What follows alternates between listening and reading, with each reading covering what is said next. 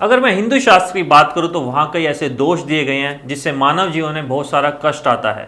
बहुत सारी ऐसी समस्याएं आती हैं जिनके निवारण के लिए, जिनके सॉल्यूशन के लिए हम दिन रात एक कर देते हैं, बट फिर भी वो प्रॉब्लम सॉल्व नहीं कर पाते।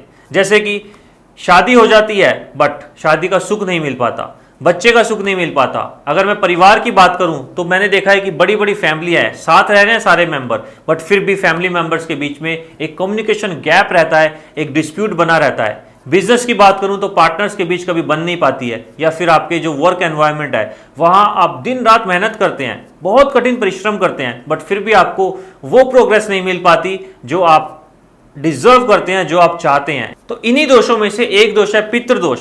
पितृदोष को आप ऐसे भी समझ सकते हैं, करे कोई भरे कोई। ऐसे में होता क्या है कि कई बार यह भी देखा गया है कि जो जातक है, जिसकी कुंडली है, वो कोई किसी तरीके का दोष कर देता है और उसके जो आने वाली पीढ़ी होती है, जो भी आने वाले, चाहे उनके बच्चे कह लीजिए, चाहे बच्चों के बच्चे कह लीजिए, यानी कि जो पितृदोष होता है वो पीढ़ी दर चलता चला जाता है। तो इसका निवारण बहुत ही जरूरी हो जाता है। जैसे कि अगर मैं शास्त्रों की बात करूं तो भगवान दशरथ एक बार शिकार के लिए जंगल में गए और वहां उनसे गलती से श्रवण कुमार का शिकार हो गया और श्रवण कुमार की मृत्यु हो गई। तो उनके जो पिता थे, माता पिता थे, जिनके श्रवण कुमार काफी भक्त थे, उनकी बहुत सेवा करते थे, उन माता पिता ने दशरथ को श्राप दिया, राजा दशरथ को, कि उनको भी पुत्र सुख की प्राप्ति नहीं होगी, उनको भी उनके वियोग में दर बदर भटकना पड़ेगा और इसी तरीके से भटकते भटकते उनकी मृत्यु हो जाएगी।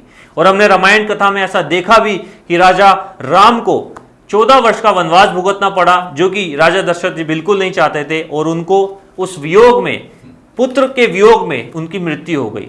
तो इसी तरह से कुछ होता है पितृ ऋण में, पितृदोष में, कि करता कोई और है और भरता कोई और है। अगर आप चाहते हैं इस पितृदोष का निवारण तो 10 सितंबर 2022 से पितृपक्ष आरंभ हो रहा है। इस पितृपक्ष के दौरान जो भी आपके पूर्वज हैं, वो आपसे रूठे हुए हैं, या जो भी पितरों की गलती है, जो भी आपके फैमिली मेंबर्स हैं, अगर वो किसी भी तरीके से कोई गलती कर गए हैं, दोष कर गए हैं, या आपसे नाराज हैं, आप इस 15 दिन के पितृपक्ष में उनका आह्वान कीजिए, उनके लिए ब्राह्मणों को भोजन खिलाइए, दान कीजिए पूरी श्रद्धा भाव से। तो आप देखेंगे कि आपकी कुंडली में जो भी समस्याएं आपका सॉल्यूशन उन्हें मिल रहा है, उन प्रॉब्लम्स का निवारण हो रहा है। एट लास्ट में आपसे यही कहूंगा, जो भी आप कार्य पितृपक्ष के दौरान कर रहे हैं, चाहे वो दान है, पूजा है, तर्पण है, आप उसे पूरे श्रद्धा भाव से कीजिए, और जो मैंने आपको सावधानियां बताई हैं इस वीडियो में, उनका ध्यान रखिए।